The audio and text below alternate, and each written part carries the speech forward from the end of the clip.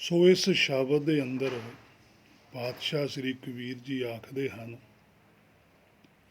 ਕਿ ਮਾਲਾ ਫੇਰਨੀ ਜ਼ਰੂਰ ਹੈ, ਪਰ ਕਿਹੜੀ ਮਾਲਾ?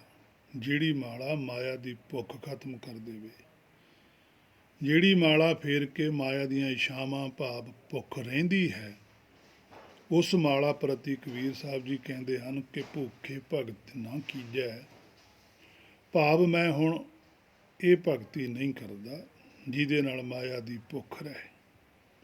ਸੋ ਉਸੇ ਹੀ ਮਾਲਾ ਨੂੰ ਕਹਿੰਦੇ ਹਨ ਜਿਹੜੀ ਬਾਹਰਲੇ ਸਰੀਰ ਨਾਲ ਫੇਰਦੇ ਸੀ ਕਿ ਜੇ ਮਾਲਾ ਆਪਣੀ ਲੀਜੈ, ਭਾਵ ਰਾਮਾਨੰਦ ਜੀ ਨੂੰ ਕਹਿੰਦੇ ਇਹ ਮਾਲਾ ਆਪਣੀ ਲੈ ਲਵੋ, ਕਿਉਂਕਿ ਇਸ ਮਾਲਾ ਨਾਲ ਮੇਰੀ ਤ੍ਰਿਪਤੀ ਨਹੀਂ ਹੋਈ। ਜਿਹੜੀ ਵਸਤੂ ਮੈਂ ਭਾਲਦਾ ਉਹ ਮੈਨੂੰ ਮਿਲੀ ਨਹੀਂ, ਉਹ ਸੋਝੀ ਮੈਨੂੰ ਆਈ ਨਹੀਂ ਜਿਹਦੇ ਬਾਰੇ ਤੁਸੀਂ ਪ੍ਰਚਾਰ ਕਰਦੇ ਹੋ। ਮੇਰੇ ਮਨ ਨੂੰ ਸ਼ਾਂਤੀ ਨਹੀਂ। ਜੇ ਮੈਂ ਉਂਝੀ ਆਖੀ ਚੱਲਾਂ ਵੀ ਮੈਂ ਮਾਲਾ ਫੇਰਦਾ, ਮੇਰਾ ਮਨ ਬੜਾ ਟਿਕਿਆ, ਬੜੀ ਮੇਰੇ ਤੇ ਕਿਰਪਾ ਹੈ, ਸਾਰਾ ਕੁਝ ਠੀਕ ਹੈ। ਸੋ ਇਸ ਗੱਲ ਦੇ ਕਹਿਣ ਨਾਲ ਮੇਰਾ ਆਪਣਾ ਹੀ ਨੁਕਸਾਨ ਹੈ, ਕਿਉਂਕਿ ਮੈਨੂੰ ਤਾਂ ਕੋਈ ਸ਼ਾਂਤੀ ਨਹੀਂ ਹੈ। ਜੇ ਹੁਣ ਮਰੀਜ਼ ਡਾਕਟਰ ਕੋਲ ਜਾ ਕੇ ਕਹੀ ਜਾਵੇ ਜੀ ਤੁਹਾਡੀ ਦਵਾਈ ਨਾਲ ਮੈਨੂੰ ਬੜਾ, ਮੈਂ ਠੀਕ ਹਾਂ, ਤੰਦਰੁਸਤ ਹਾਂ, ਪਰ ਹੋਵੇ ਨਾ, ਤੇ ਫਿਰ ਉਹ ਮਰੀਜ਼ ਕਿਹਦੇ ਨਾਲ ਧੋਖਾ ਕਰਦਾ? ਸਵੈਮ ਆਪਣੇ ਨਾਲ ਹੀ ਕਰਦਾ। ਸੋ ਕਬੀਰ ਸਾਹਿਬ ਨੇ ਆਪਣੇ ਹਿਰਦੇ ਦੀ ਸੱਚਾਈ ਦੱਸੀ ਵੀ ਇਹਦੇ ਨਾਲ ਮੈਨੂੰ ਸ਼ਾਂਤੀ ਨਹੀਂ ਮਿਲੀ, ਮੇਰੇ ਮਨ ਨੂੰ ਟਿਕਾ ਨਹੀਂ ਹੈ, ਵੀ ਇਹ ਤੁਸੀਂ ਆਪਣੀ ਮਾਲਾ ਲਵੋ। ਦੇਖੋ ਮਾਲਾ ਦਿੱਤੀ ਇਹਨਾਂ ਨੂੰ ਵੀ ਆ ਲਵੋ। ਫਿਰ ਉਹ ਸ਼ਾਂਤੀ ਪ੍ਰਾਪਤ ਕਰਨ ਵਾਸਤੇ ਹੁਣ ਕੁਝ ਹੋਰ ਲੱਭਦੇ ਆ ਵੀ ਮੈਨੂੰ ਕਿਤੋਂ ਸ਼ਾਂਤੀ ਮਿਲੇ।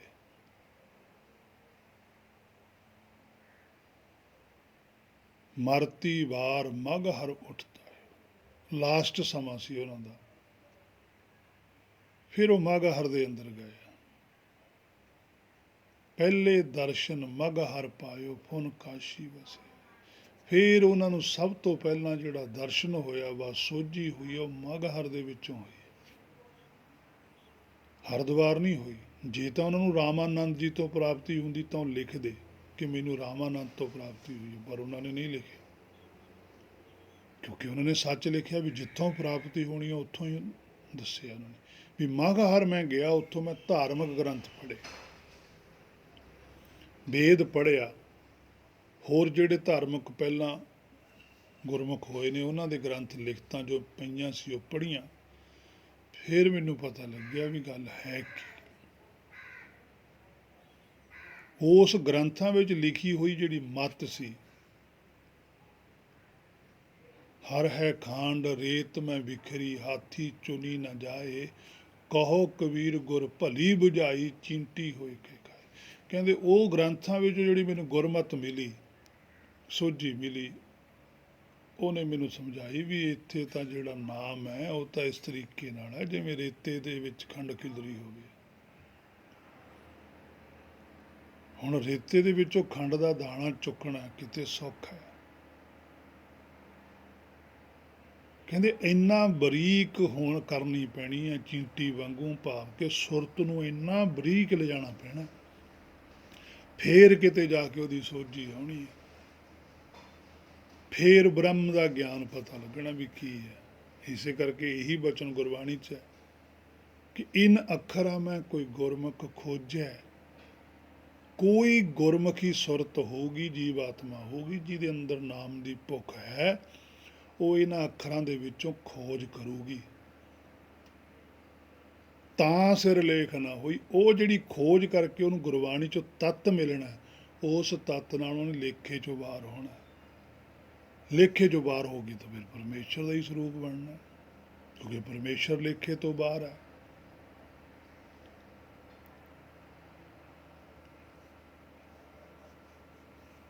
ਸੋ ਉਹਨਾਂ ਨੇ ਜੋ ਭਗਤ ਕਬੀਰ ਸਾਹਿਬ ਜੀ ਨਾਲ ਹੋਇਆ, ਉਹਨਾਂ ਨੇ ਆਪਣਾ ਸਾਰਾ ਬਿਰਤਾਂਤ ਆਪਣੀ ਗੁਰਬਾਣੀ ਦੇ ਅੰਦਰ ਸਾਰਾ ਕੁਝ ਲਿਖਿਆ।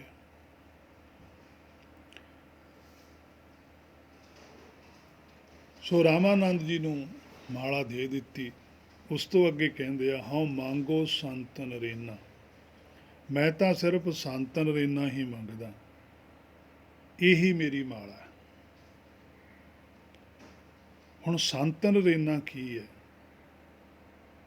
ਭਾਵ ਸੰਤਨ ਸਾਰੇ ਸੱਚਖੰਡ ਦੀ ਜਿਹੜੀ ਇੱਛਾ ਹੈ, ਹੁਕਮ ਹੈ, ਜਾਂ ਉਹਨਾਂ ਦੀ ਇੱਛਾ ਹੁਕਮ ਜਿਨ੍ਹਾਂ ਨੇ ਇੱਥੇ ਆ ਕੇ ਸਰੀਰ ਵਿੱਚ ਉਸ ਰੇਣ ਨੂੰ ਪ੍ਰਾਪਤ ਕੀਤਾ। ਕਿਉਂਕਿ ਕਬੀਰ ਸਾਹਿਬ ਤੋਂ ਪਹਿਲਾਂ ਵੀ ਭਗਤ ਨੇ ਜਿਨ੍ਹਾਂ ਦੇ ਅੰਦਰ ਸ਼ਬਦ ਗੁਰੂ ਪ੍ਰਗਟ ਹੈ, ਕਿਉਂਕਿ ਵੇਦ ਵੀ ਤਾਂ ਕਿਸੇ ਨੇ ਲਿਖਿਆ, ਉਹਦੇ ਵਿੱਚ ਵੀ ਤਾਂ ਗਿਆਨ ਲਿਖਿਆ ਕਿਸੇ। ਇਸੇ ਕਰਕੇ ਭਗਤ ਧਰੂ ਜੀ ਦਾ ਤੇ ਭਗਤ ਪ੍ਰਹਲਾਦ ਜੀ ਦਾ ਕਬੀਰ ਸਾਹਿਬ ਨੇ ਜ਼ਿਕਰ ਕੀਤਾ ਕਿ ਜਿਹੜੀ ਦਾਤ ਉਹਨਾਂ ਦੇ ਹਿਰਦੇ 'ਚ ਪ੍ਰਗਟ ਸੀ, ਜਿਹੜਾ ਹੁਕਮ ਉਹਨਾਂ ਦੇ ਅੰਦਰ ਪ੍ਰਗਟ ਸੀ, ਉਹ ਨਿਰਭੈ ਹੋ ਕੇ ਰਹੇ, ਮੈਨੂੰ ਉਹ ਚੀਜ਼ ਚਾਹੀਦੀ। ਨਾਮ ਉਹ ਹੈ ਜਿਹੜਾ ਭੈ ਮੁਕਤ ਕਰ ਦੇਵੇ।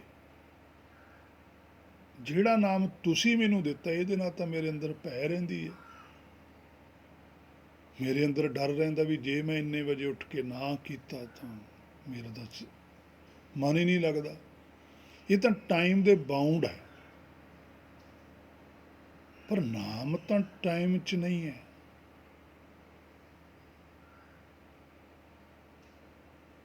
ਉਹ ਤਾਂ ਭੈ ਤੋਂ ਮੁਕਤ ਹੈ ਤੇ ਭੈ ਤੋਂ ਮੁਕਤੀ ਉਹ ਕਰਦਾ ਹੈ। ਧਰੂ ਜੀ ਬਚਪਨ ਦੇ ਵਿੱਚ ਹੀ ਇੰਨੇ ਭੈ ਮੁਕਤ ਕਿਵੇਂ ਹੋ ਗਏ? ਉਹ ਕਿਹੜਾ ਨਾਮ ਹੈ? ਫਿਰ ਕਬੀਰ ਸਾਹਿਬ ਨੇ ਉਹਨਾਂ ਗ੍ਰੰਥਾਂ ਨੂੰ ਵਿਚਾਰਿਆ ਜਾ ਕੇ, ਤਾਂ ਉਹਨਾਂ ਨੇ ਆਪਣੀ ਗੁਰਬਾਣੀ 'ਚ ਵੀ ਦਰਜ ਕੀਤੀ ਹੈ ਗੱਲ, ਰਾਮ ਜਪੋ ਜੀ ਐਸੇ ਐਸੇ। ਦੇਖੋ ਸ਼ਬਦ ਲਿਖਦੇ ਆ, ਰਾਮ ਜਪੋ,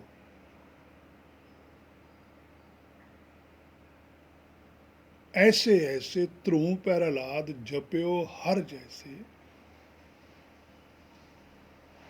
ਦੀਨ ਦਿਆਲ ਭਰੋਸੇ ਤੇਰੇ ਸਭ ਪਰਿਵਾਰ ਚੜਾਇਆ ਬੇੜ।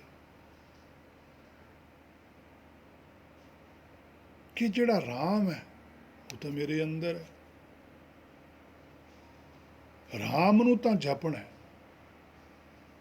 ਤੁਸੀਂ ਮੈਨੂੰ ਕਹਿੰਦੇ ਹੋ ਰਾਮ ਰਾਮ ਕਰ, ਮੈਂ ਰਾਮ ਰਾਮ ਨਹੀਂ ਕਰਨਾ। ਰਾਮ ਤਾਂ ਮੇਰਾ ਆਪਣਾ ਮੂਲ ਹੀ ਹੈ ਨਾ। ਉਹਨੂੰ ਸਮਝਣਾ ਵੀ ਉਹ ਹੈ ਕੀ ਚੀਜ਼। ਰਾਮ ਨੂੰ ਸਮਝਣ ਵਾਸਤੇ ਗੁਰਬਾਣੀ ਵਾ ਵੇਦ ਗ੍ਰੰਥਾਂ 'ਚ ਲਿਖਿਆ ਗਿਆ ਕਿ ਰਾਮ ਹੈ ਕੀ ਚੀਜ਼, ਕਿਸ ਤਰ੍ਹਾਂ ਦਾ ਰਾਮ ਹੈ। ਜਦੋਂ ਉਹਦਾ ਦਰਸ਼ਨ ਹੁੰਦਾ ਕਿਸ ਤਰ੍ਹਾਂ ਦੀ ਅਵਸਥਾ ਬਣ ਜਾਂਦੀ ਹੈ, ਜਿੰਨਾ ਚਿਰ ਨਹੀਂ ਦਰਸ਼ਨ ਹੁੰਦਾ ਉਹਨਾਂ ਚਿਰ ਕਿਹੋ ਜਿਹੀ ਅਵਸਥਾ ਹੁੰਦੀ ਹੈ। ਸਾਰਾ ਕੁਝ ਵੇਦ ਵਿੱਚ ਦਰਜ ਹੈ, ਅੱਜ ਗੁਰਬਾਣੀ ਵਿੱਚ ਦਰਜ ਹੈ।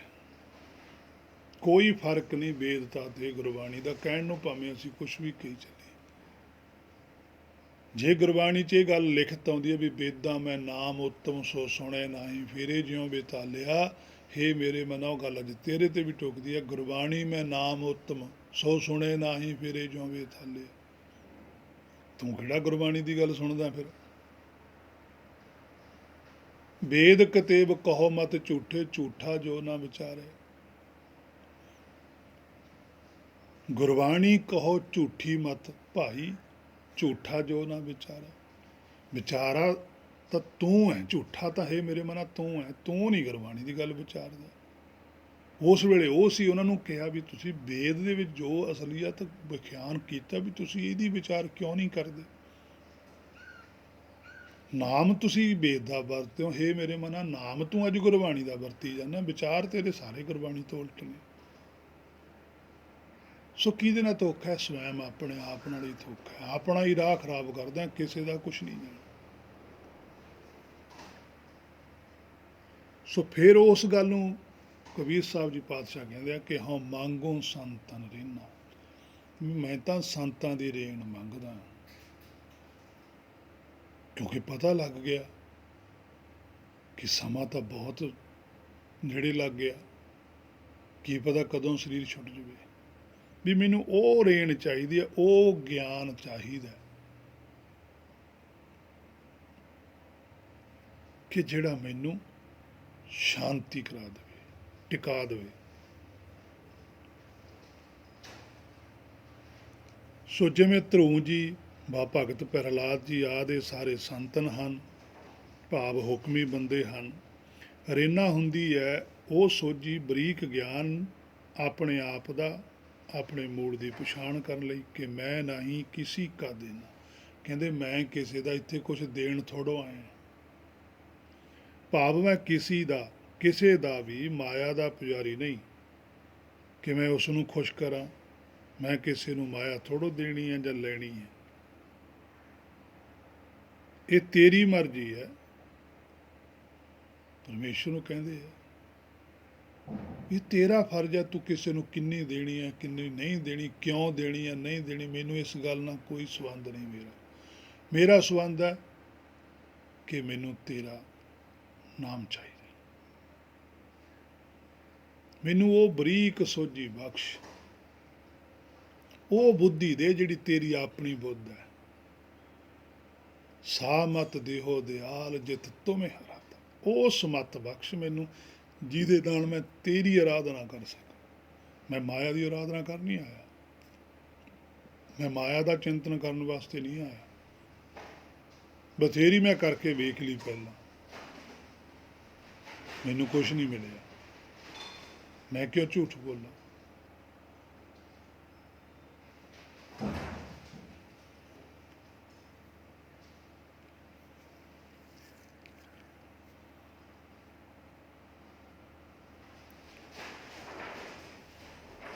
ਮੈਨੂੰ ਸਿਰਫ ਤੇ ਸਿਰਫ ਸੰਤਨ ਰਹਿਣਾ ਹੀ ਚਾਹੀਦੀ ਹੈ ਜੋ ਮੇਰੀ ਆਪਣੀ ਹੈ। ਆਪਣਾ ਗਿਆਨ ਚਾਹੀਦਾ, ਆਪਣੇ ਆਪ ਨੂੰ ਮੈਂ ਸਵਾਰਨਾ। ਮੈਂ ਕਿਸੇ ਨੂੰ ਥੋੜ੍ਹਾ ਸਵਾਰਨਾ, ਮੈਂ ਤਾਂ ਆਪਣੇ ਆਪ ਨੂੰ ਸਵਾਰਨਾ। ਹਰ ਇੱਕ ਦੇ ਅੰਦਰ ਆਪੋ ਆਪਣੀ ਜੀਵ ਆਤਮਾ।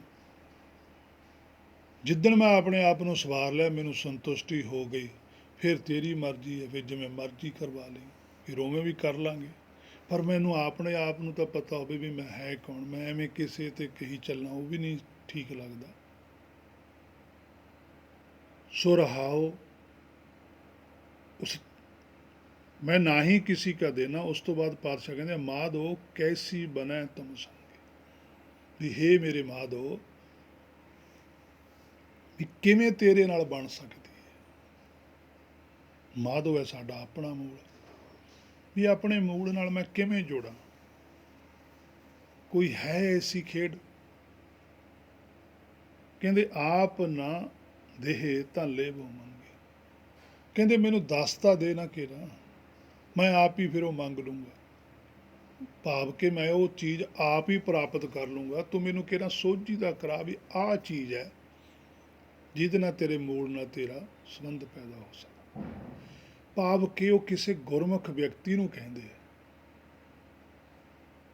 ਕਿ ਮੈਨੂੰ ਕੋਈ ਇਹੋ ਜਿਹੀ ਸੋਝੀ ਬਖਸ਼ ਯਾਰ, ਵੀ ਜਿਹਦੇ ਨਾਲ ਮੇਰਾ ਮਨ ਸ਼ਾਂਤੀ ਚ ਆ ਜਾਵੇ। ਇੰਨਾ ਚਿਰ ਹੋ ਗਿਆ ਮੇਰਾ ਮਨ ਨਹੀਂ ਟਿਕਦਾ।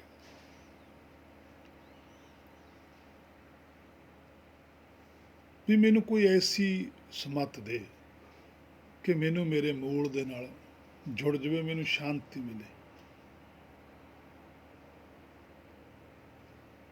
ਬਸ ਤੂੰ ਮੈਨੂੰ ਆਪਨ ਦੇ, ਕਿਹੜਾ ਮਰਜੀ ਸੋਝੀ ਤਾਂ ਕਰਾ, ਤਾਂ ਲੈ ਬਵਾਂਗੇ। ਬਾਕੀ ਮੈਂ ਸਾਰਾ ਕੁਝ ਆਪ ਹੀ ਪ੍ਰਾਪਤ ਕਰ ਲਵਾਂ। ਰਹਾਓ। ਹੁਣ ਇਸ ਤੋਂ ਅੱਗੇ ਜਿਹੜੇ ਵਚਨ ਲਿਖੇ ਨੇ, ਇਹਨਾਂ ਵਚਨਾਂ ਨੂੰ ਜਦੋਂ ਸਾਡੇ ਟੀਕਾਕਾਰਾਂ ਨੇ ਅਰਥਾਇਆ, ਉਹ ਸਾਰਾ ਮਾਇਆ ਚ ਅਰਥਾਤ। ਉਹਨਾਂ ਨੇ ਕਰਤਾ ਦੋਏ ਸਿਰ ਮੰਗੋ ਚੂਨਾ, ਵੀ ਕਬੀਰ ਸਾਹਿਬ ਜੀ ਕਹਿੰਦੇ ਵੀ ਮੈਨੂੰ 2 ਸਿਰ ਆਟਾ ਚਾਹੀਦਾ। ਹੁਣ ਉੱਪਰ ਤਾਂ ਉਹ ਗੱਲ ਕਰਦੇ ਆ ਕਬੀਰ ਸਾਹਿਬ ਵੀ ਮਾਧੋ ਕੈਸੀ ਬਨੈ ਤੁਮ ਸੰਗੇ। ਕੀ ਕਬੀਰ ਸਾਹਿਬ ਜੀ ਨੂੰ ਧੁਰ ਕੀ ਬਾਣੀ ਹਿਰਦੇ 'ਚ ਪ੍ਰਗਟ ਹੋਣ ਤੋਂ ਪਹਿਲਾਂ ਰੋਟੀ ਨਹੀਂ ਸੀ ਮਿਲਦੀ? ਕੀ ਉਹਨਾਂ ਦੇ ਘਰੇ ਦਾਲ ਹੈ ਨਹੀਂ ਸੀ? ਕੀ ਉਹ ਸਰੀਰ ਤੇ ਕੱਪੜਾ ਨਹੀਂ ਸੀ ਪਾਉਂਦੇ? ਕੱਪੜੇ ਦਾ ਕੰਮ ਤਾਂ ਉਹ ਆਪ ਹੀ ਕਰਦੇ ਸੀ।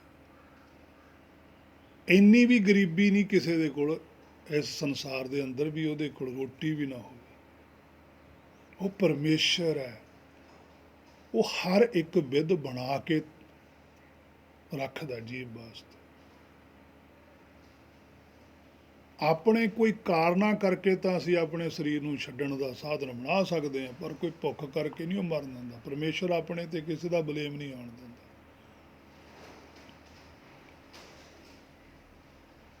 ਉਹ ਮਾਲਿਕ ਹੈ, ਉਹਨੇ ਸਭ ਨੂੰ ਦੇਣਾ ਹੈ, ਔਰ ਉਹ ਦੇ ਰਿਹਾ ਹੈ, ਔਰ ਦਿੰਦਾ ਰਹੇਗਾ ਜਿੰਨਾ ਚਿਰ ਸ੍ਰਿਸ਼ਟੀ ਚੱਲੇਗੀ। ਸੋ ਭਗਤ ਸਾਹਿਬ ਤਾਂ ਇਹ ਚੀਜ਼ ਕਰ ਹੀ ਨਹੀਂ ਸਕਦੇ ਵੀ ਮੈਨੂੰ ਆਟਾ ਦੇ ਦੇ, ਮੈਨੂੰ ਦਾਲ ਦੇ ਦੇ।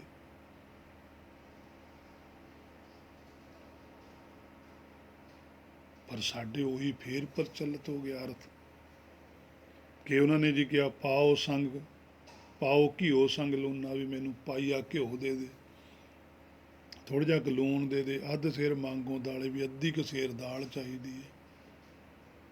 ਮੋਕੋ ਦੋਨੋਂ ਵਕਤ ਜਵਾਲੇ, ਵੀ ਮੈਂ ਦੋਨੇ ਵਕਤ ਜਿਉਂਦਾ ਰਹਾਂ। ਫਿਰ ਹੁਣ ਘਰ ਦੇ ਵਿੱਚ ਤਾਂ ਉਹਨਾਂ ਦੀ ਘਰਵਾਲੀ ਵੀ ਹੋਵੇਗੀ, ਬੱਚੇ ਵੀ ਹੋਣਗੇ। ਫਿਰ ਉਹਨਾਂ ਲਈ ਤਾਂ ਕਹਿੰਦੇ ਨੇ ਮੋਕੋ, ਕਹਿੰਦਾ ਮੈਨੂੰ ਦੇ, ਬਾਕੀਆਂ ਦਾ ਨਹੀਂ। ਫਿਰ ਉਹ ਕਹਿ ਰਹੇ ਖਾਟ ਮੰਗੋ ਚੌਪਾਈ, ਫਿਰ ਉਹ ਪਹਿਲਾਂ ਕਾਹਦੇ 'ਤੇ ਸੌਂਦੇ ਸੀ, ਉਹ ਕਹਿੰਦੇ ਵੀ ਮੈਨੂੰ ਮੰਜਾ ਵੀ ਚਾਹੀਦਾ ਪੈਣ ਵਾਸਤੇ, ਸਿਰਹਾਣਾ ਅਬਰਤ ਲਾਈ, ਵੀ ਸਿਰਹਾਣਾ ਵੀ ਚਾਹੀਦਾ, ਉੱਤੇ ਰਜਾਈ ਵੀ ਚਾਹੀਦੀ ਹੈ। ਇਸ ਗੁਰਬਾਣੀ ਨੂੰ ਲਿਖਣ ਤੋਂ ਪਹਿਲਾਂ ਉਹਨਾਂ ਕੋਲ ਕੀ ਇਹ ਚੀਜ਼ਾਂ ਹੈ ਨਹੀਂ ਸੀ?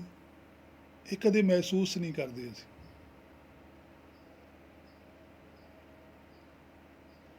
80-82 ਸਾਲ ਦੀ ਉਮਰ ਸੀ ਜਦੋਂ ਉਹਨਾਂ ਨੇ ਧੁਰ ਕੀ ਬਾਣੀ ਲਿਖਣੀ ਸ਼ੁਰੂ ਕੀਤੀ। ਪਹਿਲਾਂ ਜੋ ਵੀ ਉਹਨਾਂ ਨੇ ਆਪਣਾ ਧਰਮ ਗ੍ਰੰਥ ਲਿਖੇ ਨੇ, ਬੀਜ ਗ੍ਰੰਥ ਲਿਖੇ, ਇਤਿਆਦ ਹੋਰ ਵੀ, ਉਹ ਉਹਨਾਂ ਨੇ ਸਾਰਾ ਕੁਛ ਹੀ ਰੱਦ ਕਰਤਾ ਸੀ। ਜਦੋਂ ਰਾਮਾਨੰਦ ਜੀ ਕੋਲ ਆਉਂਦੇ ਸੀ ਉਦੋਂ ਉਹਨਾਂ ਨੂੰ ਸਾਰੇ ਜਾਣਦੇ ਹੀ ਸੀਗੇ, ਕਿਉਂਕਿ ਗ੍ਰੰਥ ਲਿਖਣਾ ਵੀ ਕੋਈ ਸੌਖੀ ਗੱਲ ਤਾਂ ਨਹੀਂ।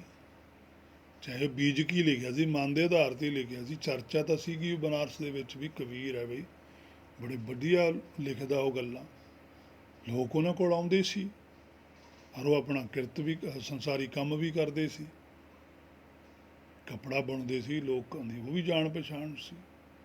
ਪਰ ਇੰਨਾ ਹਾਲਤ ਬੱਤਰ ਨਹੀਂ ਹੋ ਸਕਦੇ ਜਿੰਨਾ ਕਿ ਸਾਡੇ ਟੀਕੇਕਾਰਾਂ ਨੇ ਬਣਾਤਾ। ਸੋ ਅਸਲ ਗੱਲ ਕੀ ਹੈ? ਆਪਾਂ ਕਬੀਰ ਸਾਹਿਬ ਤੋਂ ਹੀ ਪੁੱਛਦੇ ਹਾਂ, ਤੁਸੀਂ ਦੱਸੋ ਫਿਰ ਇਹ ਗੱਲ ਕੀ, ਵੀ ਤੁਸੀਂ ਆਹ ਕੀ ਆਖਿਆ? ਕਿਉਂਕਿ ਦੋ ਸ਼ਬਦ ਜ਼ਿਆਦਾ ਇਸ ਤਰ੍ਹਾਂ ਦੇ ਆ ਜਿਨ੍ਹਾਂ ਦਾ ਇਸ ਤਰੀਕੇ ਨਾਲ ਹੀ ਇਸਤੇਮਾਲ ਕੀਤਾ ਗਿਆ, ਜਿਵੇਂ ਸ੍ਰੀ ਪਾਤਸ਼ਾਹ ਭਗਤ ਧੰਨਾ ਜੀ ਦਾ ਵੀ, ਉਹਦਾ ਵੀ ਇਸੇ ਤਰ੍ਹਾਂ ਹੀ ਇਸਤੇਮਾਲ ਕਰ ਲਿਆ। ਇਹਨਾਂ ਹੀ ਸ਼ਬਦਾਂ ਨੂੰ ਗੁਰੂ ਨਾਨਕ ਸਾਹਿਬ ਜੀ ਨੇ ਸਹੀ ਕੀਤਾ ਹੋਇਆ ਕਿ ਅਸਲ ਵਿੱਚ ਗੱਲ ਕੀ ਸੀ। ਪਰ ਉਹ ਜਿਹੜੀ ਗੁਰੂ ਨਾਨਕ ਸਾਹਿਬ ਜੀ ਨੇ ਅਸਲ ਗੱਲ ਕਹੀ ਹੈ ਵੀ ਦਇਆ ਕਣਕ, ਉਹ ਤਾਂ ਛੱਡੇ ਦਿੱਤੀਆਂ ਸੀ, ਉੱਧਰ ਨੂੰ ਤਾਂ ਸਾਡਾ ਧਿਆਨ ਹੀ ਨਹੀਂ ਗਿਆ। ਕਿਉਂਕਿ ਗੁਰੂ ਨਾਨਕ ਸਾਹਿਬ ਭਗਤ ਸਾਹਿਬਾਨਾਂ ਤੋਂ ਬਾਅਦ 'ਚ ਸੰਸਾਰ 'ਚ ਆਉਂਦੇ ਆ। ਇਹਨਾਂ ਨੇ ਆ ਕੇ ਹੀ ਫਿਰ ਉਹ ਜਿਹੜੀ ਭਗਤ ਸਾਹਿਬਾਨਾਂ ਦੀ ਗੁਰਬਾਣੀ ਸੀ ਉਹਨਾਂ ਦੇ ਕੋਲ ਹੀ ਸੀਗੀ। ਉਹਨਾਂ ਦੇ ਜਿਹੜੇ ਪਾਏ ਹੋਏ ਭੁਲੇਖੇ ਸੀਗੇ, ਉਹਨਾਂ ਭੁਲੇਖਿਆਂ ਨੂੰ ਗੁਰੂ ਨਾਨਕ ਸਾਹਿਬ ਨੇ ਦੂਰ ਕੀਤਾ, ਵੀ ਇਹ ਤਾਂ ਉਹਨਾਂ ਨੂੰ ਵੀ ਭਰਮ ਦੇ ਵਿੱਚ ਹੀ ਪਾ ਕੇ ਉਹਨਾਂ ਦੇ ਬਾਰੇ ਵਿਖਿਆਨ ਕਰਦੇ ਆ।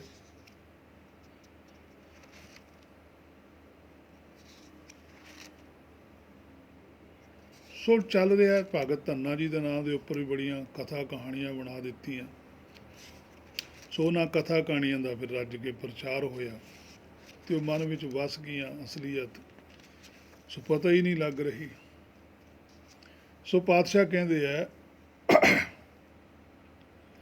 ਰਹਾਉ ਤੋਂ ਬਾਅਦ ਦਾ ਬਚਨ ਹੈ, ਦੋਏ ਸੇਰ ਮੰਗੋ ਚੂਨਾ। ਦੋ ਸੇਰ ਨੇ, ਭਾਵ ਕਿ ਦੋਨੇ ਵੱਡੇ ਆ। ਆਤਮਾ ਵੀ ਆਪਣੇ ਆਪ ਨੂੰ ਮੈਂ ਕਰਦੀ ਹੈ, ਜਿਹੜੀ ਸਾਡੀ ਪ੍ਰਾਤਮਾ ਉਹ ਸਾਡੀ ਹਉ ਕਰਦੀ ਹੈ। ਆਸਾ ਦੀ ਵਾਰ ਵਿੱਚ ਵੀ ਗੁਰੂ ਨਾਨਕ ਸਾਹਿਬ ਕਹਿੰਦੇ, ਹਉ ਵਿੱਚ ਆਇਆ, ਹਉ ਵਿੱਚ ਗਿਆ, ਹਉ ਵਿੱਚ ਦਿੱਤਾ, ਹਉ ਵਿੱਚ ਲਿਆ, ਹਉ ਵਿੱਚ ਪਾਪ ਪੁੰਨ ਵਿਚਾਰ, ਹਉ ਵਿੱਚ ਖੱਟਿਆ, ਹਉ ਵਿੱਚ ਸਾਰਾ ਕੁਛ ਹੀ ਹਉ 'ਚ ਲਿਖਿਆ। ਉੱਥੇ ਮੈਂ ਨਹੀਂ ਹੈਗਾ, ਉੱਥੇ ਇਕੱਲੀ ਹਉ ਹੈ। ਕਿਉਂਕਿ ਜੀਵ ਆਤਮਾ ਜਿਹੜੀ ਪ੍ਰਾਤਮਾ ਹੈ ਸਾਡੀ, ਜਦੋਂ ਭਵ ਸਾਗਰ 'ਚੋਂ ਆਉਂਦੀ ਹੈ, ਸੁੱਖ ਸਾਗਰ ਤੋਂ, ਇਹ ਭਰਮ 'ਚ ਹੀ ਆਉਂਦੀ ਹੈ, ਭਰਮ 'ਚ ਸਰੀਰ ਛੱਡ ਕੇ ਚਲੇ ਜਾਂਦੀ ਹੈ। 84 'ਚ ਆਹੀਂ ਚੱਲਦਾ। ਆਹ ਜਿਹੜਾ ਮਨੁੱਖਾ ਤਨ ਹੈ, ਇਹ ਲਾਸਟ ਵਾਰੀ ਇਹਦੇ ਵਿੱਚ ਆ ਕੇ ਇਹ ਨਵੀਂ ਬਿਮਾਰੀ ਇੱਕ ਹੋਰ ਖੜੀ ਕਰਦਾ, ਉਹ ਮੈਂ ਦੀ ਹੈ। ਹਉ ਹਉ ਮੈਂ ਵਿੱਚੋਂ ਖੋਵੈ। ਪਹਿਲਾਂ ਤਾਂ ਇੱਕੋ ਹੀ ਬਿਮਾਰੀ ਸੀ, ਹੁਣ ਬਿਮਾਰੀ ਵਧਾ ਲਈ ਆ ਕੇ ਇੱਥੇ। ਜਦ ਕਿ ਮੈਂ ਛੱਡ ਕੇ ਤੂੰ ਨਾਲ ਜੁੜਨਾ ਸੀ। ਮੈਂ ਨਾਹੀਂ ਕਿਛ ਹਉ ਨਹੀਂ, ਦੋ ਹੀ ਗੱਲਾਂ ਆਈਆਂ ਉੱਥੇ। ਕਿਛ ਆਹੇ ਨਾ ਮੋਰਾ, ਵੀ ਮੈਂ ਕਿਸੇ ਚੀਜ਼ ਨੂੰ ਨਹੀਂ ਆਖਦਾ ਵੀ ਇੱਥੇ ਮੇਰੇ ਕੁਛ ਹੈ। ਅਵਸਰ ਲੱਜਾ ਰਾਖ ਲਿਓ, ਸਦਨਾ ਜਨ ਤੇ, ਵੀ ਆਹ ਬਾਰੀ ਹੈ, ਹੁਣ ਮੇਰੀ ਰੱਖਿਆ ਕਰੀ, ਹੁਣ ਮੈਨੂੰ ਆਪਣੀ ਰਜਾ 'ਚ ਰੱਖੀ, ਆਪਣੇ ਭਾਣੇ 'ਚ ਰੱਖੀ। ਫਿਰ ਕਬੀਰ ਸਾਹਿਬ ਉਲਟ ਕਿਵੇਂ ਚਲੇ ਜਾਣਗੇ? ਸਭ ਤੋਂ ਪਹਿਲਾਂ ਕਬੀਰ ਸਾਹਿਬ ਜੀ ਆਉਂਦੇ ਆ, ਸਾਰੇ ਭਗਤ ਸਾਹਿਬਾਨ ਇਹਨਾਂ ਤੋਂ ਬਾਅਦ 'ਚ ਆਉਂਦੇ। ਕਹਿੰਦੇ ਦੋਏ ਸਿਰ ਮੰਗੋ ਚੂਨਾ, ਕਹਿੰਦੇ ਇਹ ਦੋਨੇ ਨੇ, ਜਿਹੜੀ ਮੇਰੇ ਅੰਦਰ ਆਤਮਾ ਹੈ, ਇੱਕ ਪ੍ਰਾਤਮਾ, ਇਹ ਦੋ ਹਿੱਸੇ ਹੋ ਗਏ, ਹੈ ਇੱਕੋ ਹੀ, ਇੱਕ ਦੀਆਂ ਦੋ ਬਿਰਤੀਆਂ ਬਣ ਗਈਆਂ, ਔਰ ਦੋਨਾਂ 'ਚ ਹੀ ਝਗੜਾ ਹੈ। ਇਹੀ ਦੁਵਿਧਾ ਹੈ। ਉਹ ਕਹਿੰਦਾ ਮੈਂ ਵੱਡਾ, ਇਹ ਕਹਿੰਦਾ ਮੈਂ ਵੱਡਾ। ਦੋਏ ਸਿਰ ਮੰਗੋ ਚੂਨਾ, ਮੈਨੂੰ ਉਹ ਚੂਨਾ ਦੇ, ਉਹ ਭੋਜਨ ਦੇ, ਉਹ ਗਿਆਨ ਦੇ, ਜਿਹਦੇ ਨਾਲ ਇਹ ਦੋਨੇ ਇੱਕ ਹੋ ਜਾਣ। ਬ੍ਰਹਮ ਗਿਆਨੀ ਕੈ ਭੋਜਨ ਗਿਆਨ, ਨਾਨਕ ਬ੍ਰਹਮ ਗਿਆਨੀ ਕਾ ਬ੍ਰਹਮ ਧਿਆਨ। ਇਹ ਗੱਲ ਕਿ ਬ੍ਰਹਮ 'ਚ ਹੀ ਧਿਆਨ ਰਹੇ, ਮਾਇਆ 'ਚੋਂ ਮੇਰਾ ਧਿਆਨ ਪੱਟ, ਇਹਨਾਂ ਦਾ ਝਗੜਾ ਖਤਮ ਹੋਵੇ। ਦੋਏ ਸਿਰ ਮੰਗੋ ਚੂਨਾ, ਕਿਉਂਕਿ ਦੋਨੇ ਹੀ ਸਿਰ ਨੇ। ਤੂੰ ਮੇਰੇ ਤੇ ਬੁੱਧੀ ਵਿਚਾਲੇ ਖੜੀ ਹੈ, ਮਾਂ ਪੁੱਤ ਪਿਓ ਦੀ ਲੜਾਈ ਹੈ, ਪਿਓ ਪੁੱਤ ਦੀ ਲੜਾਈ ਹੈ, ਵਿਚਾਲੇ ਮਾਂ ਹੈ। ਮਾਂ ਕਹਿੰਦੀ ਆ ਮੈਨੂੰ ਕੋਈ ਸਮੱਤ ਦੇ, ਮੈਂ ਇਹਨਾਂ ਦੀ ਸੋਝੀ ਕਰਾ ਦੇ, ਨਹੀਂ ਤਾਂ ਦੋਨਾਂ 'ਚੋਂ ਇੱਕ ਨੇ ਮਰ ਜਾਣਾ ਲੜ ਲੜ ਕੇ। ਮੁੰਡਾ ਕਹਿੰਦਾ ਮੈਂ ਕਿਹੜਾ ਘੱਟ ਹਾਂ, ਪਿਓ ਕਹਿੰਦਾ ਮੇਰੀ ਇੱਜ਼ਤ ਹੈ। ਪਰ ਇਹਨਾਂ ਦੋਨਾਂ ਨੂੰ ਨਹੀਂ ਪਤਾ ਵੀ ਇੱਜ਼ਤ ਕਿਸੇ ਦੀ ਵੀ ਨਹੀਂ ਹੈਗੀ, ਬਦਨਾਮੀ ਦੋਨਾਂ ਦੀ ਹੈ। ਜੇ ਤੁਸੀਂ ਦੋਨੇ ਇਕੱਠੇ ਹੋਵੋਗੇ ਫੇਰ ਇੱਜ਼ਤ ਹੈ। ਆਤਮਾ ਪ੍ਰਾਤਮਾ ਏਕੋ ਕਰੈ, ਅੰਤਰ ਕੀ ਦੁਵਿਧਾ ਅੰਤਰ ਮਰੈ। ਮੰਗੋ ਚੂਨਾ, ਪਾਓ ਘਿਓ ਸੰਗ ਲੂਣਾ, ਕਹਿੰਦੇ ਮੈਨੂੰ ਜਿਹੜਾ ਪਾਓ ਪ੍ਰਾਪਤ ਹੋਵੇ, ਘਿਓ ਘਿਓ ਹੈ ਨਾਮ ਤੱਤ, ਨਿਰਾਕਾਰੀ ਸੋਝੀ, ਸੰਗ ਲੂਣਾ, ਕਹਿੰਦੇ ਸੰਗ ਕੀ ਚਾਹੀਦਾ? ਥੋੜਾ ਜਿਹਾ ਲੂਣ ਵੀ ਚਾਹੀਦਾ, ਭਾਵ ਕਿ ਮਾਇਆ ਦਾ ਗਿਆਨ ਵੀ ਚਾਹੀਦਾ, ਕਿਉਂਕਿ ਮਾਇਆ 'ਚ ਮੈਂ ਸਰੀਰ ਕਰਕੇ ਵਿਚਰਨਾ। ਮੈਨੂੰ ਆਪਣਾ ਨਾਮ ਦੇ, ਮੈਨੂੰ ਪਤਾ ਲੱਗੇ ਵੀ ਇੱਥੇ ਮਾਇਆ ਕੀ ਹੈ, ਮੈਨੂੰ ਤਾਂ ਪਤਾ ਹੀ ਨਹੀਂ ਲੱਗ ਰਿਹਾ। ਤਾਂ ਹੀ ਤਾਂ ਇਹ ਦੋਨਾਂ ਦਾ ਝਗੜਾ। ਮੈਨੂੰ ਸੁਝੀ ਮਕਸ਼, ਵਿਚਾਲੇ ਜੀਵ ਆਤਮਾ ਬੁੱਧੀ ਹੈ, ਜਿਹੜੀ ਅਕਲ ਹੈ ਸਾਡੀ, ਉਹ ਕਹਿੰਦੀ ਹੈ ਵੀ ਮੈਨੂੰ ਅਕਲ ਦੇ ਕਿ ਮੈਂ ਇਹਨਾਂ ਦੋਨਾਂ ਨੂੰ ਇਕੱਠੇ ਰੱਖਾਂ। ਇਸਤਰੀ ਦਾ ਫਰਜ਼ ਹੁੰਦਾ ਪਰਿਵਾਰ ਨੂੰ ਬੰਨ੍ਹ ਕੇ ਰੱਖਣਾ,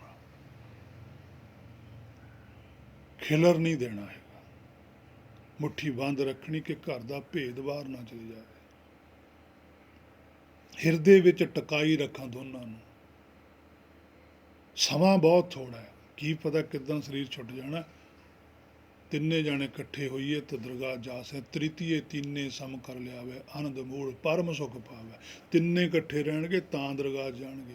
ਤਿੱਥੇ ਘੜੀਏ ਸੁਰਤ ਮਤ ਮਨ, ਫੇਰ ਬੁੱਧੀ ਹੈ, ਫੇਰ ਪ੍ਰਾਪਤੀ ਦਾ ਸਾਧਨ ਬਣਦਾ, ਨਹੀਂ ਬਣਨਾ ਮਨਾ।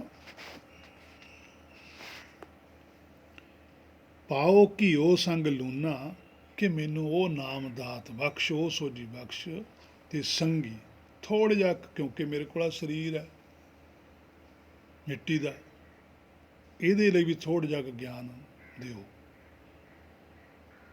ਅੱਧ ਸੇਰ ਮੰਗੋ ਦਾਲੇ, ਹੁਣ ਅੱਧ ਸੇਰ ਹੈ, ਅੱਧਾ ਹੈ, ਜਿਹੜਾ ਮਨ ਹੈ ਉਹ ਅੱਧਾ ਹੈ, ਮਨ ਦਾ ਮੂਲ ਵੀ ਅੱਧਾ ਹੈ। ਅੱਧ ਸੇਰ ਮੰਗੋ ਦਾਲੇ, ਜਿਹੜੇ ਦੋਨੇ ਜਾਣੇ ਦਾਲ ਹੋਏ ਹੋਏ ਨੇ। ਭਗਤ ਧੰਨਾ ਜੀ ਪਾਤਸ਼ਾਹ ਵੀ ਕਹਿੰਦੇ ਆ ਦਾਲ ਮੰਗੋ ਸਿੱਧਾ, ਦਾਲ ਸਿੱਧਾ ਮੰਗੋ ਘਿਓ। ਉਹ ਵੀ ਗੱਲ ਇਹੀ ਗੱਲ ਕਰਦੇ, ਇਹ ਵੀ ਗੱਲ ਇਹੀ ਗੱਲ ਕਰਦੇ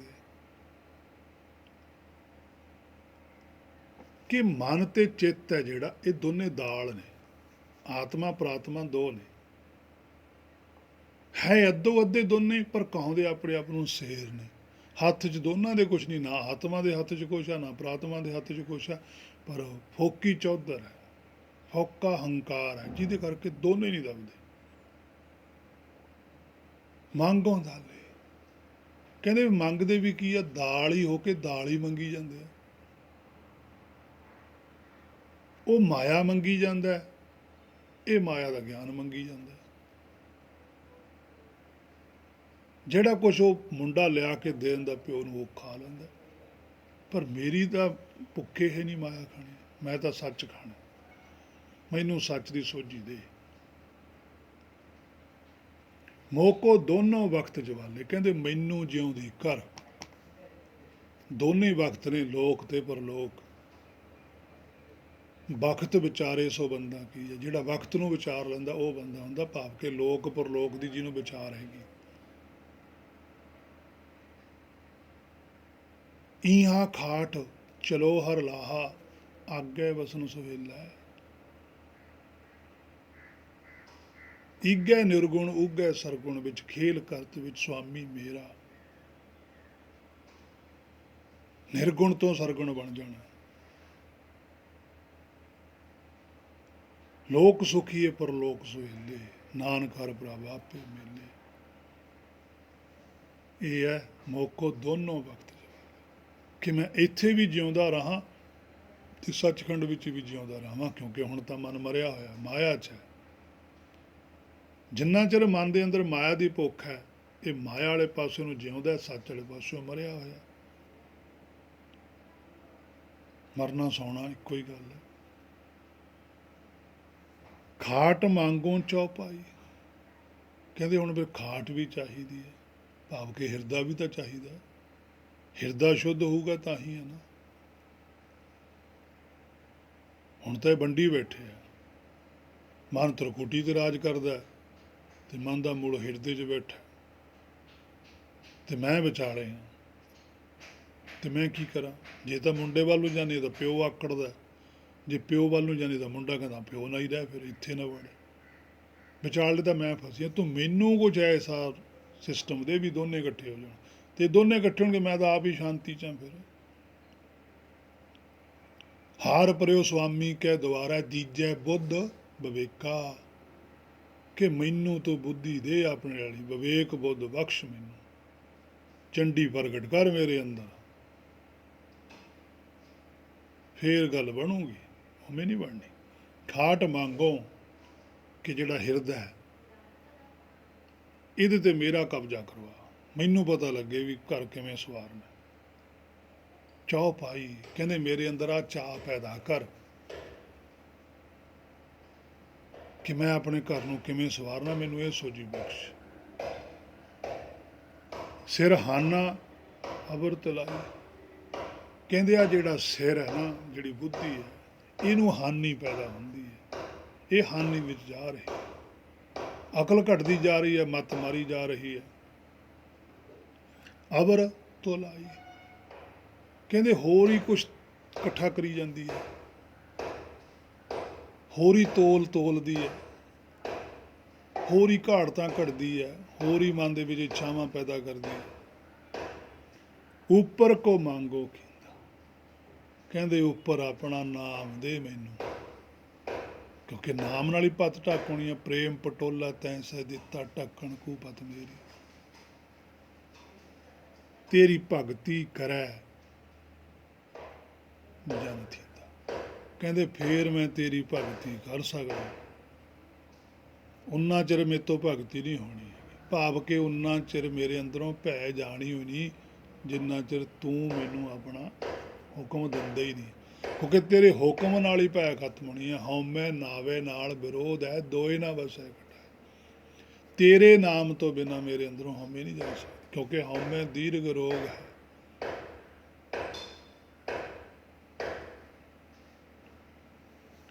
ਤੇਰੀ ਭਗਤੀ ਕਰੈ ਜਨ ਥੀਂਦਾ, ਐਨ ਭਿੱਜ ਕੇ, ਠੰਡਾ ਹੋ ਕੇ, ਟਿਕ ਕੇ, ਫੇਰ ਮੈਂ ਸਾਰੀ ਇਹ ਸਫਾਈ ਕਰ ਸਕਦਾ।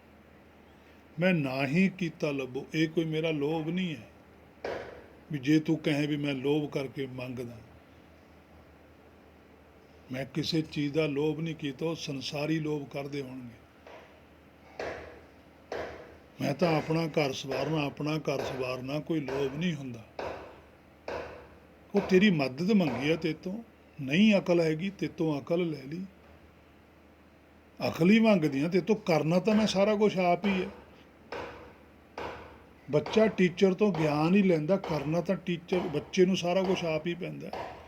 ਇਸੇ ਤਰ੍ਹਾਂ ਜੀਵ ਆਤਮਾ ਕਬੀਰ ਸਾਹਿਬ ਦੇ ਹਿਰਦੇ ਚੋਂ ਕਹਿੰਦੀ ਆ ਵੀ ਮਿਹਨਤ ਕੋਈ ਲੋਭ ਨਹੀਂ ਕਰ ਰਹੀ, ਵੀ ਤੂੰ ਮੈਨੂੰ ਆਪਣਾ ਗਿਆਨ ਦੇ, ਬਸ ਮੈਂ ਗਿਆਨ ਨੂੰ ਮੰਨੂਗੀ, ਮੈਂ ਉਹਦੇ ਤੇ ਆਪਣਾ ਭਰੋਸਾ ਕਰੂੰਗੀ, ਚੱਲੂੰਗੀ। ਦੀਨ ਦਿਆਲ ਭਰੋਸੇ ਤੇਰੇ ਤੇ ਭਰੋਸਾ ਕਰੂੰਗੀ। ਸਭ ਪਰਿਵਾਰ ਚੜਾਇਆ ਬੇਟੇ, ਦੇਖੋ ਸਭ ਪਰਿਵਾਰ ਹੈ, ਆਤਮਾ ਪ੍ਰਾਤਮਾ ਮਨ ਬੁੱਧ ਚਿੱਤ ਬਿਠਾ ਦੂੰ ਮੈਂ। ਇੱਕ ਨਾਮ ਤੇਰਾ ਮੈਂ ਪਾਪਾ, ਕਹਿੰਦੇ ਬਸ ਮੈਨੂੰ ਤਾਂ ਤੇਰਾ ਇੱਕ ਨਾਮ ਹੀ ਫੱਬਦਾ। ਇਹਨੂੰ ਚਾਹੇ ਤੂੰ ਲੋਭ ਮੰਨ ਲੈ, ਚਾਹੇ ਲਾਲਚ ਮੰਨ ਲੈ, ਮਨ ਤੋਂ ਕੁਛ ਮਰਜ਼ੀ ਲੈ, ਪਰ ਮੈਨੂੰ ਤੇਰੇ ਨਾਮ ਤੋਂ ਬਿਨਾਂ ਕੁਛ ਨਹੀਂ ਚੰਗਾ ਲੱਗਦਾ। ਕਿਰਪਾ ਕਰ ਮੇਰੇ ਅੰਦਰ ਆਪਣਾ ਨਾਮ ਦੇ, ਆਪਣੀ ਸੋਝੀ ਦੇ, ਮੇਰੇ ਘਰ ਚੋਂ ਕਲੇਸ਼ ਖਤਮ ਹੋ ਗਏ। ਮੈਂ ਰੋਜ਼ ਦੀ ਇਹ ਲੜਾਈ ਝਗੜਾ ਨਹੀਂ ਦੇਖ ਸਕਦਾ। ਉਹਦਾ ਮੂੰਹ ਉੱਧਰ ਨੂੰ ਹੈ, ਉਹਦਾ ਮੂੰਹ ਉੱਧਰ ਨੂੰ ਹੈ, ਮੈਂ ਕੀ ਕਰਾਂ ਤੇ ਮੈਂ ਨਾ ਕਰਾਂ। ਚਿੰਤਾ ਤਾਂ ਮੈਨੂੰ ਰਹਿੰਦੀ ਹੈ। ਉਹ ਸਾਰੀ ਦਿਹਾੜੀ ਬਾਹਰ ਰਹਿੰਦਾ, ਤ੍ਰਿਕੁਟੀ ਵਿੱਚ ਬੈਠਾ ਰਹਿੰਦਾ, ਅੱਖਾਂ ਨਾਲ ਦੇਖੀ ਜਾਂਦਾ, ਕੰਨਾਂ ਨਾਲ ਸੁਣੀ ਜਾਂਦਾ, ਮੂੰਹ ਨਾਲ ਬੋਲੀ ਜਾਂਦਾ, ਨੱਕ ਨਾਲ ਸੁਗੰਧੀਆਂ ਲਈ ਜਾਂਦਾ। ਉਹ ਸਾਰੀ ਦਿਹਾੜੀ ਉੱਥੇ ਲਾ ਦਿੰਦਾ। ਰੱਜ ਕੇ ਮੱਧ ਦੇ ਨਸ਼ੇ ਵਿੱਚ ਉਹ ਆਉਂਦਾ, ਡਿੱਗਦਾ ਡਗਾਉਂਦਾ, ਕਹਿੰਦੀ ਨਾ ਉਹ ਰੋਟੀ ਖਾਂਦਾ, ਨਾ ਪਾਣੀ ਪੀਂਦਾ, ਭਾਵ ਕੇ ਨਾ ਉਹ ਫਿਰ ਸੱਚ ਦੀ ਕੋਈ ਸੋਝੀ ਲੈ ਕੇ ਰਾਜੀ। ਉਹ ਕਹਿੰਦਾ ਮੈਂ ਬਥੇਰਾ ਸੱਚ ਆ ਮੇਰੇ ਕੋਲ। ਆ ਜਿਹੜਾ ਅੰਦਰ ਬੈਠਾ ਮੇਰਾ ਮੂਲ ਆ ਜਿਹੜਾ, ਇਹ ਕਹਿੰਦਾ ਮੈਨੂੰ ਕੀ ਲੋੜ ਹੈ ਕਿਸੇ ਤੋਂ ਮੰਗਣ ਦੀ, ਮੇਰੇ ਕੋਲ ਬਥੇਰਾ ਕੁਛ ਹੈ। ਕਹਿੰਦੀ ਨਾ ਇਹਦੇ ਕੋਲ ਕੁਛ ਆ, ਨਾ ਉਹਦੇ ਕੋਲ ਕੁਛ ਆ। ਸੋ ਤੂੰ ਕਿਰਪਾ ਕਰ, ਸੋਝੀ ਬਖਸ਼ ਕਿ ਜਿਹੜੀ ਅਸਲ ਚੀਜ਼ ਆ ਉਹ ਮੈਨੂੰ ਮਿਲੇ। ਮੈਂ ਇੱਕ ਨਾਉ ਤੇਰਾ ਮੈਂ ਫੱਬੋ, ਕਹਿ ਕਬੀਰ ਮਨ ਮੰਨ ਲਿਆ। ਹੁਣ ਜੀਵਾਤਮਾ ਕਹਿੰਦੀ ਕਬੀਰ ਦੇ ਨਾਲ ਮੇਰਾ ਮਨ ਮੰਨ ਗਿਆ। ਕਬੀਰ ਹੈ ਸ਼ਬਦ ਗੁਰੂ। ਜਦੋਂ ਉਹਨੇ ਫਿਰ ਹੁਕਮ ਭੇਜਿਆ ਪਰਮੇਸ਼ਰ ਨੇ ਵੀ ਲੈ, ਜੇ ਤੂੰ ਨਹੀਂ ਮੰਨਦੀ ਵੀ ਤੇ ਚਾਹੁੰਦੀ ਹੋਈ ਵੀ ਮੈਂ ਆਪਣੇ ਆਪ ਨੂੰ ਸਵਾਰਨਾ ਹੀ ਹੈ, ਕਹਿੰਦੇ ਆ ਲੈ, ਦੱਦਾ ਦਾਤ ਰੱਖੀ ਹੱਥ ਆਪਣਾ, ਜਿਸ ਭਾਵੈ ਤਿਸ ਤੇ। ਉਹਨੂੰ ਭਾਗੀ ਉਹਨੇ ਦਾਤ ਦੇਤੀ ਵੀ ਆ ਲੈ, ਕਹੋ ਕਬੀਰ ਮਨ ਮੰਨ। ਜੀਵਾਤਮਾ ਕਹਿੰਦੀ ਵੀ ਹੁਣ ਮੇਰਾ ਮਨ ਮੰਨ ਗਿਆ। ਦੇਖੋ ਇੱਥੇ ਜਿਹੜਾ ਮਨ ਸ਼ਬਦ ਇਹਦੇ ਨੰਨੇ ਨੂੰ ਔਂਕੜ ਪਈ ਹੈ, ਭਾਵ ਕਿ ਹੁਣ ਤਿੰਨੇ ਇੱਕ ਹੋ ਗਏ। ਮਨ ਮਾਨਿਆ ਤਉ ਹਰ ਜਾਨੇ।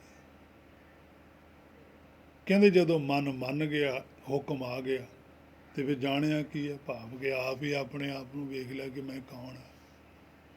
ਪਹਿਲਾਂ ਤਿੰਨ ਰੂਪਾਂ 'ਚ ਸੀਗਾ, ਫਿਰ ਇੱਕ ਰੂਪ 'ਚ ਦੇਖਦਾ, ਇੱਕ ਹੋ ਕੇ ਸੱਚਖੰਡ ਦਾ ਵਾਸੀ ਹੈ।